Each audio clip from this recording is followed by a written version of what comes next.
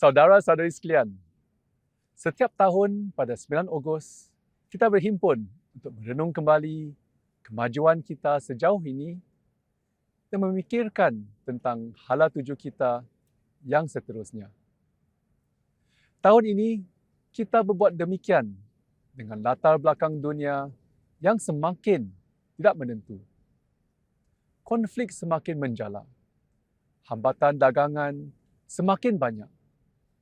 Tahap kepercayaan antara negara-negara dunia kian lemah dan kerjasama yang dahulunya dianggap satu kebiasaan kini tidak lagi boleh diambil mudah. Kesan paling langsung yang kita rasakan terbit daripada krisis Timur Tengah. Keadaan di sana masih tidak menentu. Sementara itu, kesan konflik terus dirasakan di seluruh dunia. Ia dizahirkan menerusi harga tenaga yang lebih tinggi, gangguan pada rantaian bekalan, serta kenaikan kos perbelanjaan keluarga dan perniagaan. Meskipun menghadapi cabaran, ekonomi Singapura kekal berdaya tahan. Ia mencatatkan pertumbuhan rancak pada separuh pertama tahun ini dan kami jangkakan rentak ini akan berterusan. Pasaran buruh kita kekal stabil dengan pekerjaan baru terus dicipta. Kita juga sedang meraih manfaat daripada pertumbuhan pesat AI, terutama sekali dalam sektor semikonduktor. Namun, sekitaran geopolitik yang lebih meluas masih tidak menentu. Memang wajar jika ramai rakyat Singapura berasa bimbang tentang kesannya terhadap pekerjaan mereka, keluarga mereka dan masa hadapan mereka. Kita tidak boleh kawal apa yang berlaku di luar negara. Tetapi, kita boleh kawal cara kami bertindak dan kami akan terus menyokong rakyat Singapura. Apabila rakyat kita berdepan dengan situasi bahaya di Timur Tengah, kami berusaha membawa mereka pulang. Apabila krisis meletus, kami segera bertindak membantu keluarga dan perniagaan yang terjejas. Kami baru saja agihkan satu lagi pakej sokongan untuk membantu rakyat Singapura menangani keadaan yang masih tidak menentu ini. Tetapi, tanggungjawab kami bukan sahaja untuk menangani cabaran yang kita hadapi hari ini. Kita juga perlu membantu Singapura bersiap sedia untuk masa hadapan.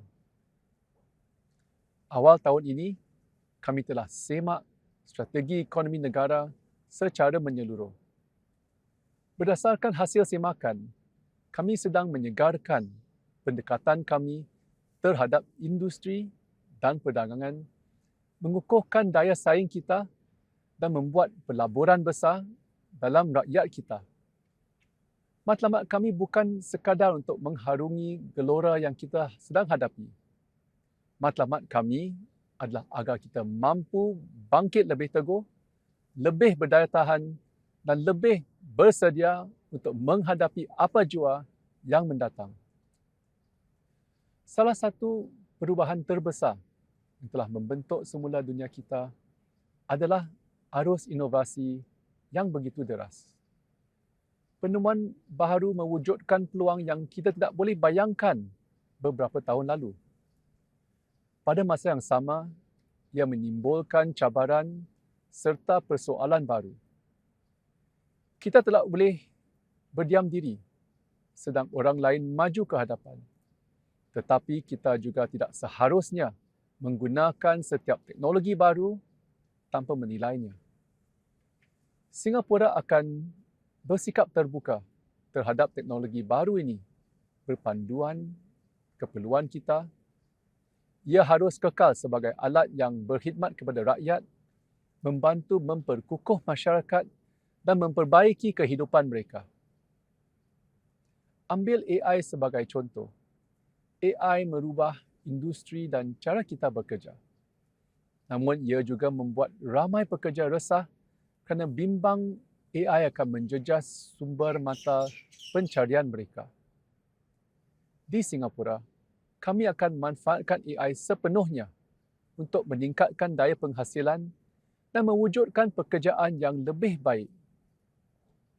Pada masa yang sama, kami akan melabur dalam kemahiran dan latihan supaya setiap pekerja dapat menyesuaikan diri, berkembang dan hidup sejahtera.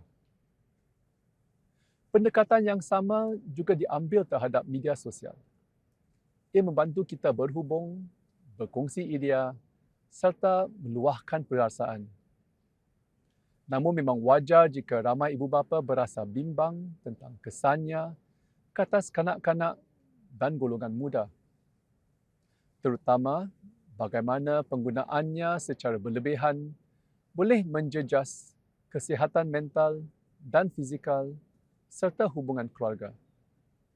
Oleh itu, kami akan sediakan perlindungan lebih kukuh untuk anak kita dan membantu mereka mengemudi dunia digital dengan selamat dan bertanggungjawab.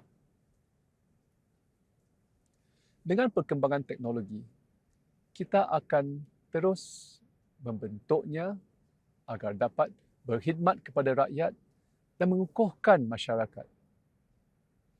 Pada akhirnya, pertumbuhan ekonomi dan kemajuan teknologi haruslah menjadi kehidupan rakyat Singapura lebih baik.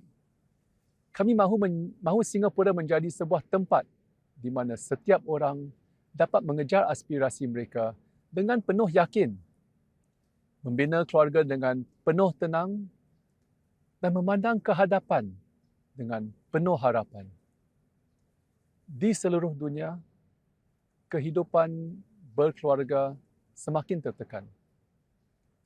Jangkaan semakin tinggi dan ibu bapa berasa tekan untuk memberikan anak-anak mereka permulaan yang terbaik dalam kehidupan. Pada masa yang sama, ramai anak-anak juga menjaga ibu bapa yang lanjut usia sambil mengimbangi tuntutan pekerjaan. Di Singapura, kami juga dengar kebimbangan yang sama. Ramai keluarga berasa terhimpit sedang mereka cuba mengimbangi pelbagai tuntutan yang bersaing. Itulah sebabnya kami sedang membuat satu semakan besar terhadap cara kami menyokong keluarga.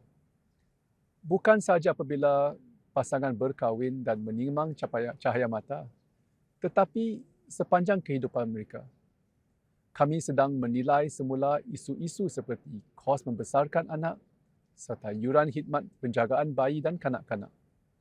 Juga cara lain untuk meringankan beban yang dipikul sesebuah keluarga.